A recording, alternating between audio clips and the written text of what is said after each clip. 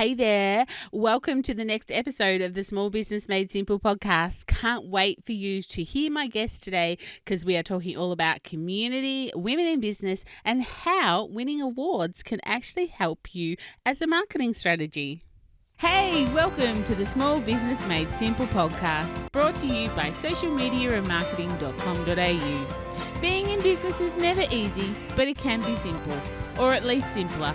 Join me, your host Jen Donovan, every week where we focus on marketing, social media, and working towards simplifying your business. You with me? Let's do this. Gonna dream it big, 'cause someone out there listening. Everyone's got a voice to give, and it's time I heard you whistling, 'cause there's no point at all, in dreaming small. Hey there, my fabulous listener. Welcome to episode 99 of the Small Business Made Simple podcast. Look, I'd sing for you 99 red love balloons, but I really can't sing and I really don't think you need that in your life.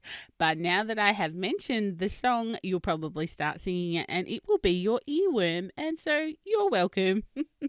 Thank you as always for lending me your ears today. I cannot believe we are up to episode 99. And I know you have lots of choices out there, so I do appreciate you making me one of them.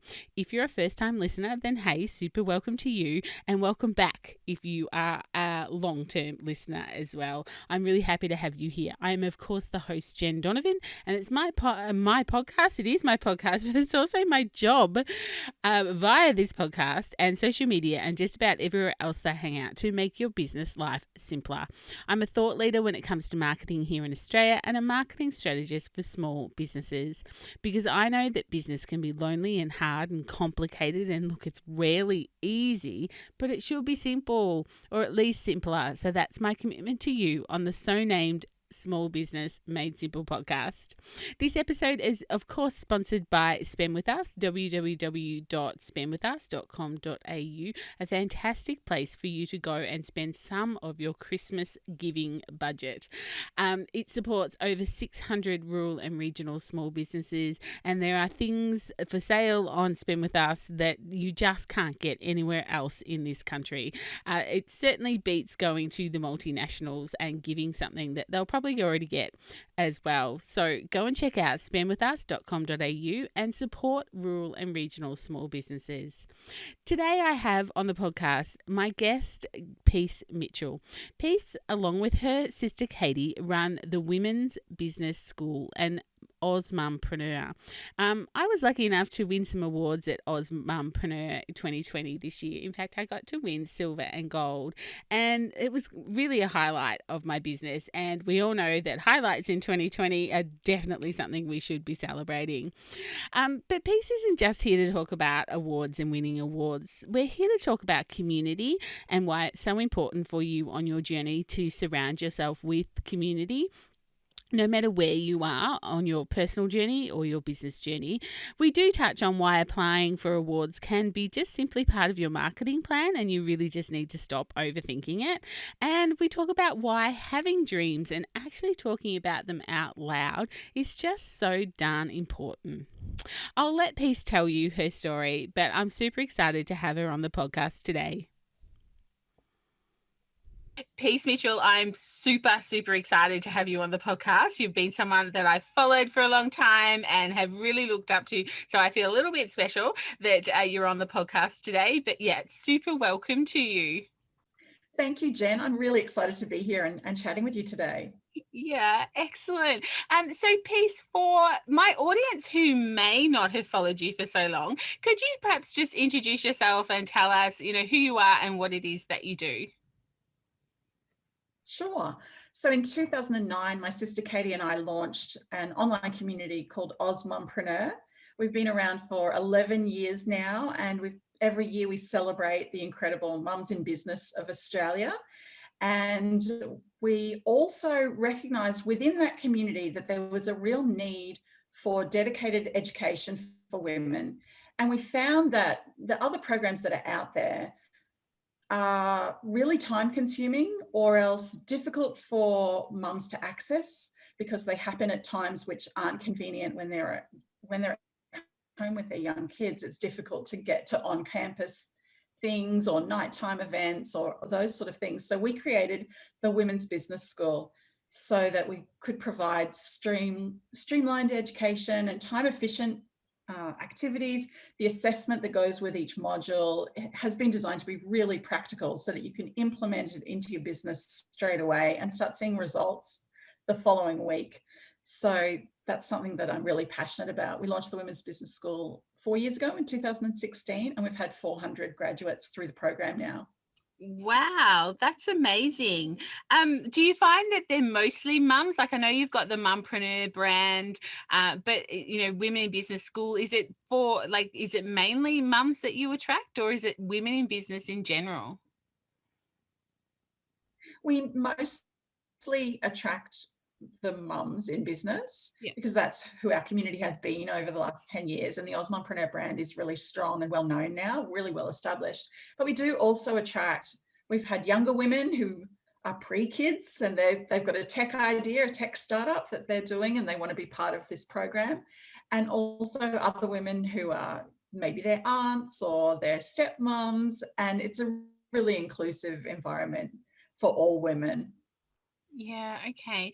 So community is probably something we have in common, and building online communities. I'm so passionate about communities, and I know that you are too. But how has building communities, and that helped you in your business, as well as who you help? But how's it actually helped you grow your business? Well, it's interesting. I started my business with my sister in a really small town. Our population is 8,000 people in Innisfail, where I'm from.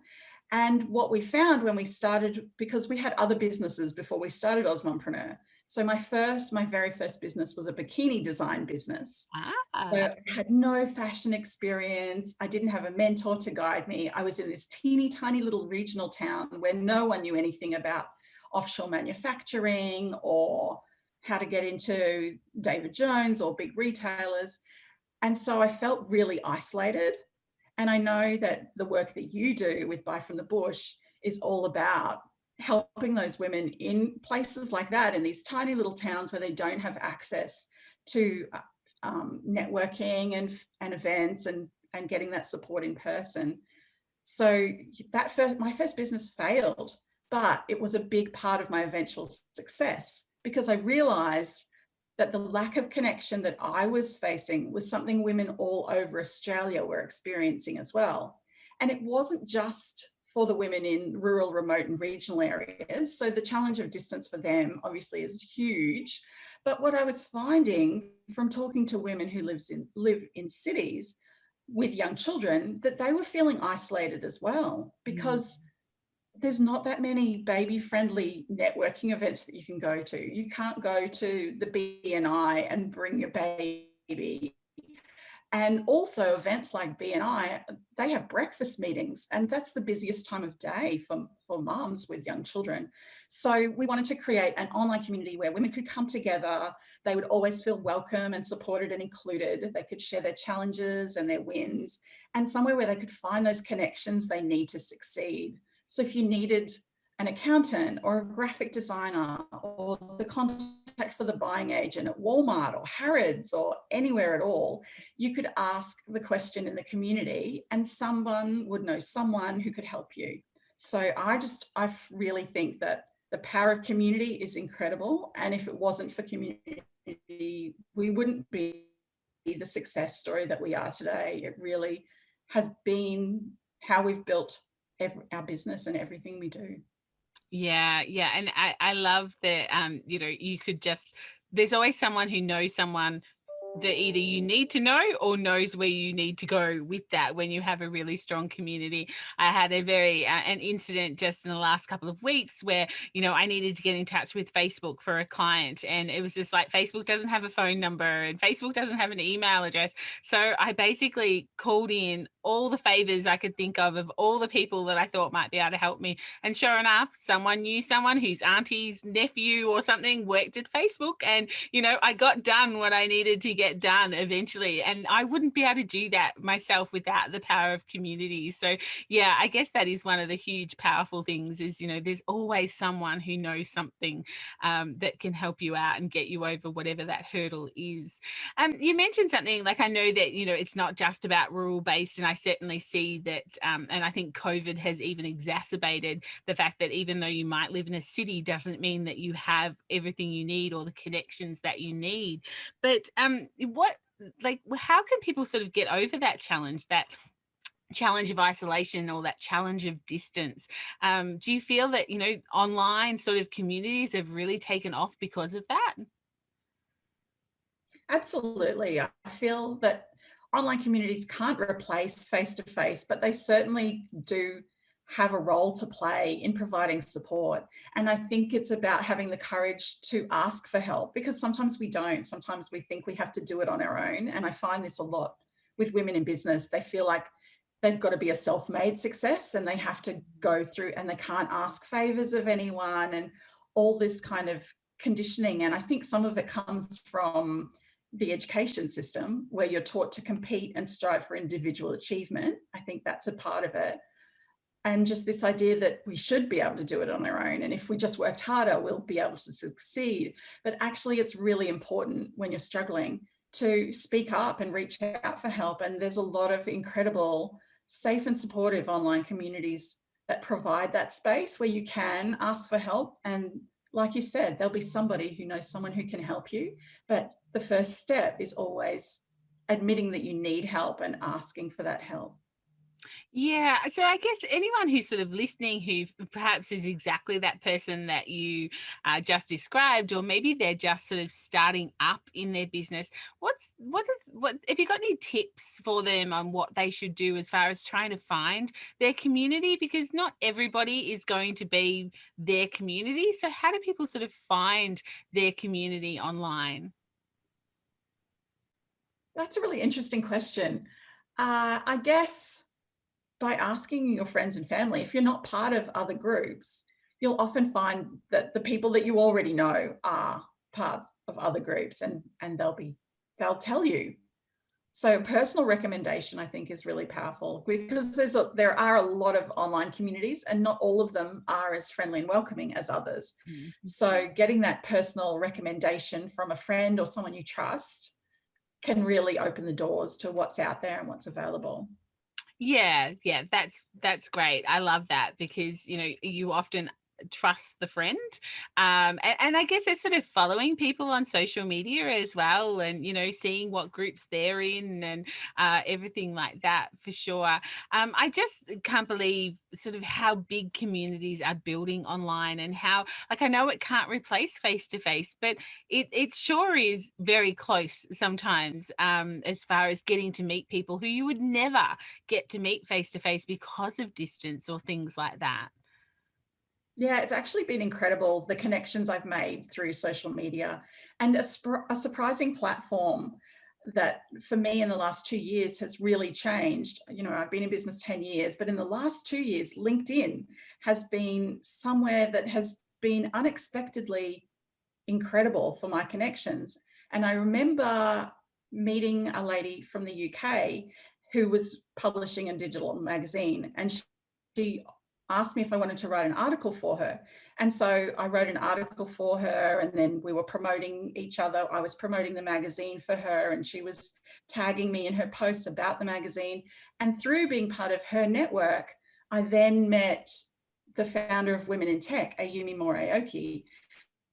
And then Ayumi was running the Women in Tech Awards. And so then I nominated for those awards, became a finalist, and flew to Paris and Oh, actually met Ayumi and met Candace with her magazine, and have now met a whole community of other women from around the world from that one little interaction on LinkedIn where someone asked me if I'd like to write an article. So it's incredible the opportunities and experiences that social media can bring for you. and really open the door to the world and meeting people in person across the other side of the world. It has been an incredible experience. Yeah, well, I love that story. That's so great. And it kind of feeds very well into my next question, which was kind of around those Mumpreneur Awards that you've been running. So you've had Mumpreneur for 11 years. Have you been running the awards for 11 years as well? Yeah, we hosted our first Osmompreneur Awards in 2010.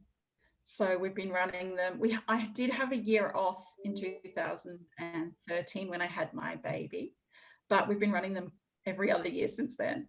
Yeah. So So how important are awards? Like I know there's some people might feel that they're not good enough to apply for award, or there's so many people out there who are doing bigger, better, brighter things than me. And I think I read something the other day about an imposter syndrome. It's like the quickest way to get over imposter syndrome is to realize you are one and just go, yep, okay, this is just the way it's going to be. But they can be quite life changing. And like you say, you got to fly to Paris and meet some amazing people simply from going through that process of applying for an award.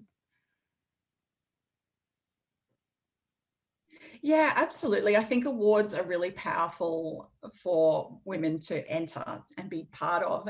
And the Osmompreneur Awards, watching that development over 10 years and the caliber of the women that we're attracting to the awards now, it's been quite incredible. And we've had the opportunity to be part of the story of some really successful businesses over the years who we were there when they first started out in business, and now 10 years later they're winning the Australian Export Awards, and they've got the best-selling sippy cup in Korea, and like they're a big deal now.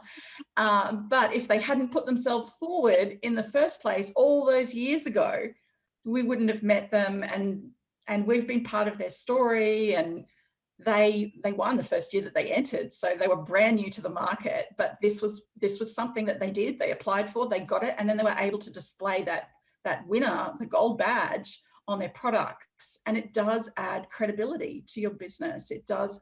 People, if you're looking at two products on a shelf and one's an award-winning product and the other one's just a product, people go for the award-winning one. It does give you that level of credibility and status, and does position you in a higher place. The other thing that we found is that often we always send out a press release template for the nominees. And so people are going out and getting PR, and it's a great opportunity for the local media to do a story on you. And so some of the PR opportunities people have got have been incredible. We've had people who've appeared on The Project, on Sunrise, on The Today Show, all of those kind of TV shows, but on radio, on international media, on blogs and podcasts and all kinds of different things, just by being nominated. And sometimes they've nominated themselves. So they've really put themselves forward and made the most of this opportunity. And I think as a business owner, you always need to be looking for opportunities and looking for ways that you can put yourself forward. You can't just sit back and wait for the opportunities to come to you. No one's going to just knock on your door one day and say, oh, hello, here's a gold trophy, well done. You have to be actively putting yourself out there, writing the application, submitting it. And then when you are nominated, you need to send that press release out to the TV, the 7 News local and the local paper, because the more that you put yourself forward, the more opportunities you get. And you won't get every single one. Not every person who writes the project gets on the project, of course, but the more you put yourself out there, the more opportunities will come for you. So yeah, I love the awards. And the other thing that I should say is that women enter our awards and they kind of think of themselves as, running a bit of a hobby business, and they're just doing it on the side. And then when our community, because our community are the judges of these awards, when someone recognizes them and says, you're doing something really important, they see themselves differently. And that change in their own mindset is the thing that really propels them forward. And they start seeing themselves as a business owner, as an entrepreneur, and that change of mindset, then that's the thing that takes them to the next level. So I love awards, and it's really interesting being part of them from my side of the awards, and then entering awards and being part of that. I love that as well, because I know about how to leverage awards because I run one. So then when I enter other awards, it's all about, I'm always networking with the other nominees in my category and introducing myself to them, and then reaching out to the judges and saying hi to them, and connecting with the organizers and saying, is there anything I can give you a hand with? And so that's been really powerful as well. And I just recommend it for every business owner. It doesn't matter what stage you're at, start looking at what awards are out there, because there's a whole host of awards for whoever you are and whatever you're doing. Yeah. So you said something at the very start of that, which I just wanted to hone into a little bit more, and that is sitting back and waiting to be nominated as opposed to putting yourself out there and self nominating. I think there's a real stigma about self-nominating. I know I felt it for many years. It was kind of like, oh, I'd love to go in that award, but I'll wait for someone to nominate me. No one did. Time passed. And then I kind of decided to self-nominate. I was lucky enough for the Oz Mumpreneur Awards this year that, you know, a gorgeous friend of mine nominated me. But there's not the stigma, is there? Like, you know, we really should be going, you know what? I'm going to put myself out there because I know that I'm good at this, or I know that I can help more people if I can get more people to know who my brand is or what it is that I do. Absolutely. I really think entering awards is part of your marketing strategy. And you don't go, oh, well, I want to put a Facebook ad up, but I won't. I'll just sit here and maybe the customers will just find my website magically. Like, it's not, that's not how it works. And entering awards is the same. They can't give you a trophy unless you nominate for the award and put in your application. And you have to put yourself forward. You have to promote your business. You do have to tell people about what you're doing. Otherwise, they're never going to find your website. And it's just one more way to get the word out about what you do. Yeah, I've never heard it described like that as part of your marketing strategy. I love that. I will be pinching that and pushing more people into that, because I find there is a real pushback when I talk about awards, about people self-nominating. So I think, you know, putting it in that language is perfect. Thank you. That's love. Yeah, that's awesome. I love that. I think it's really important. And I've spoken to people, to men who run business awards for men and women.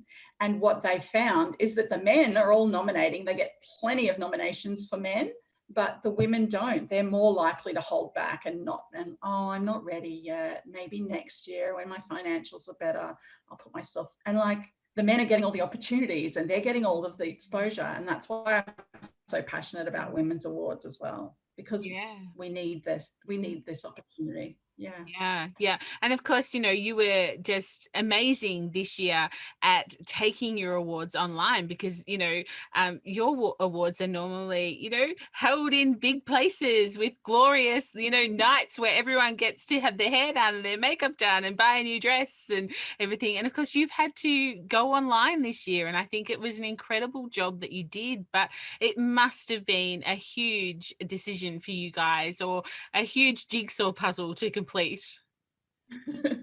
Thank you. It was a big thing to do, but I've since heard that a lot of other awards programs have been cancelled for 2020. They just said it's too hard to pivot from an in-person event to online, so we're just not going to do it. But I think the advantage we had is that we've been using Zoom for years, because we started our business in regional Australia in a tiny little town. We've always had to do things online. So as much as we love being together and being in person, our community, because they're all mums, are used to being online and working from home and using tech to connect. So our community really got behind us and supported us when we said, instead of in-person events, we're taking this online. And we actually pulled it together quite quickly, which was incredible. And and another one of those, you know, moments where you had to overcome all those fears and the self-doubt that we're not going to be able to do this in time. This is too much. We're going to be exhausted. Can we really do 9 hours on Zoom for 4 days in a row? And how on earth are we going to pull this off? But I think as business owners and as mums, you just do what has to be done.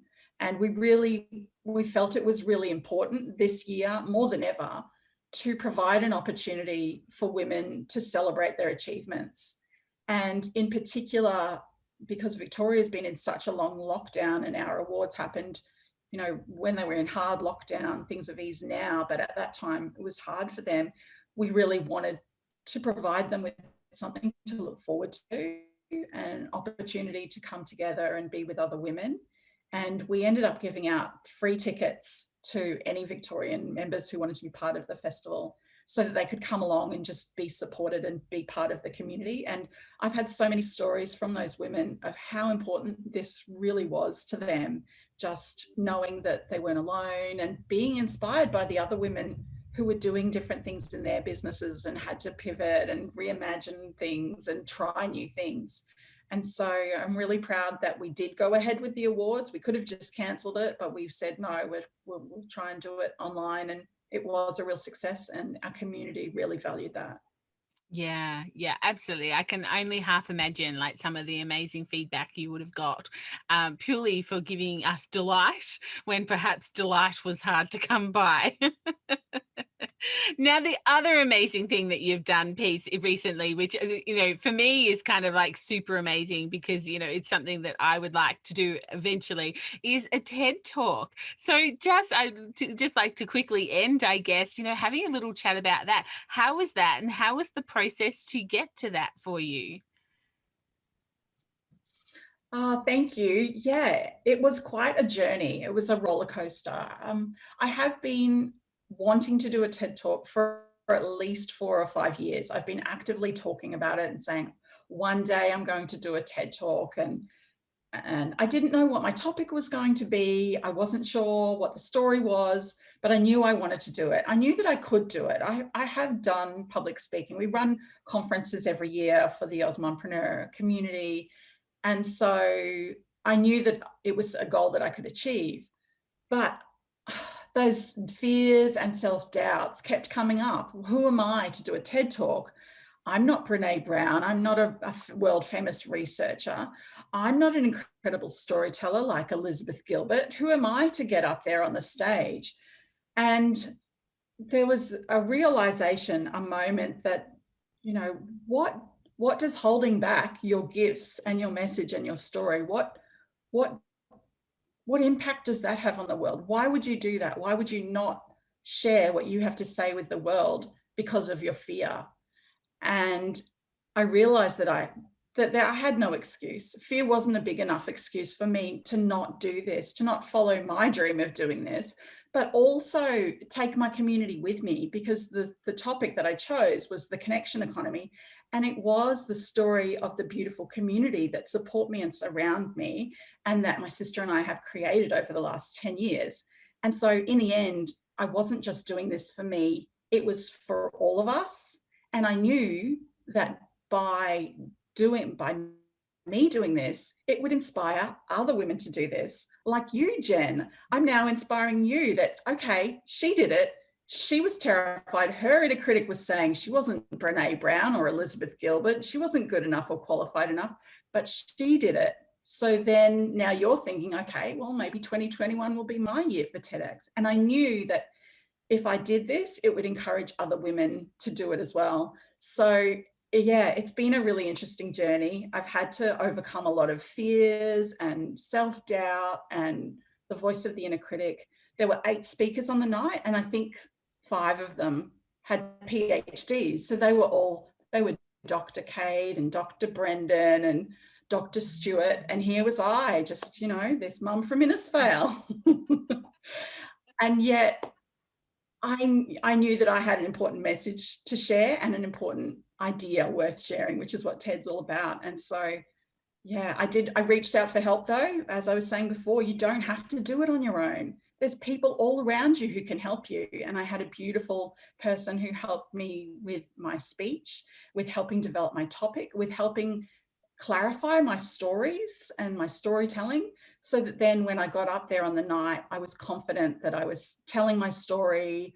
I was sharing an idea that was different to any other information that was out there, and that I was really able to get my message across in a powerful way. So yeah, it's been an interesting journey. And I think A bit like entrepreneurship, we learn so much about ourselves and personal development through each experience we do. And I've certainly learned a lot about myself this year through the TEDx process.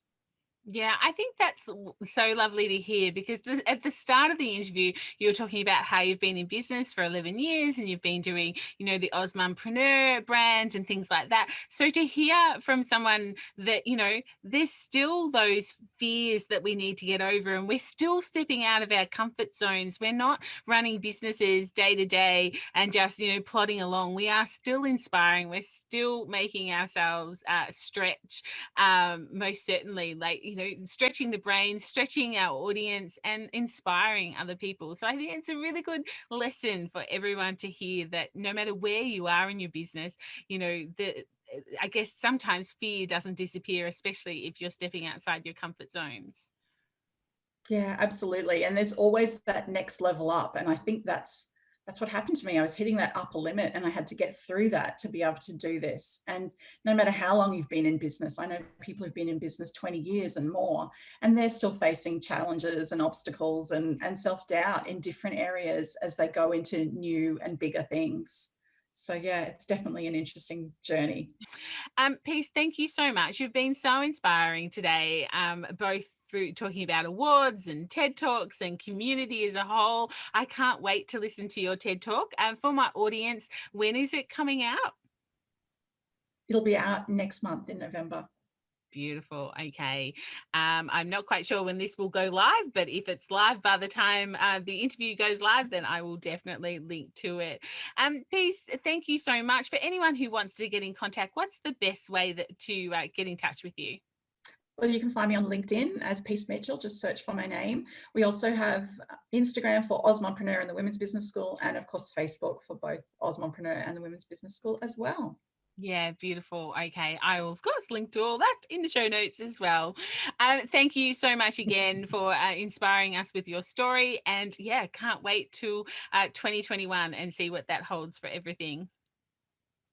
Wonderful. Thank you so much for having me, Jen. It's been a real delight chatting with you today. Pleasure. Thanks.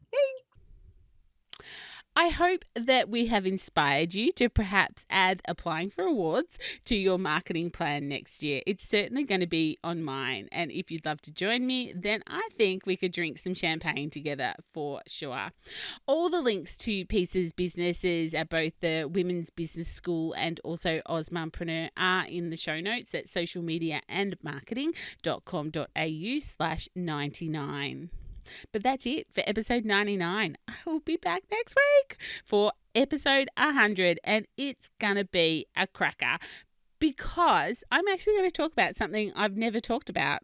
Well, actually, I'm going to talk about a marketing strategy that I've never talked about on this podcast. And I think you'll be really surprised at what this marketing strategy is. So surprised you actually might go, Jen, seriously, what the heck? When you hear about this marketing strategy that I haven't talked about in 99 episodes. It's going to be really good. Come back and have a listen. But in the meantime, have a fabulous week. And if you're enjoying this podcast, please hit that subscribe button and maybe share with another superstar business owner who's doing that daily grind and would really appreciate you making their business life a little bit simpler. If you've got time to leave a rating and a review, then hey, I would love that so much. Thank you so much to Shay Bianco, who did leave me a review, and she said, yes, finally an actionable podcast that is to the point. No 10-minute intro or fluff. Expert tips that are delivered by an energetic way by Jen. Plus, she has the best intro music ever. Thanks, Shay. And look, I totally agree. I love my intro music. It took me days and days and days and days to find it all the way back 99 episodes ago, but I still love it today. And it reminds me of picking out a wedding dress. If you still love it all this time later, then it must have been a good decision. And I feel that way about my intro music. But anyway, guys, I will see you back on the podcast next Thursday for episode 100. And in the meantime, though, I'd really love to get on social. You'll find me at Instagram at Small Business Made Simple, on Facebook at Social Media and Marketing Australia. And of course, you'll find me as Jen Donovan on LinkedIn. But whatever you do, my small business peeps, remember, as my opening song says, there is no point in dreaming small. Like a present. true and let us see you for the star that you are. No point in dreaming small.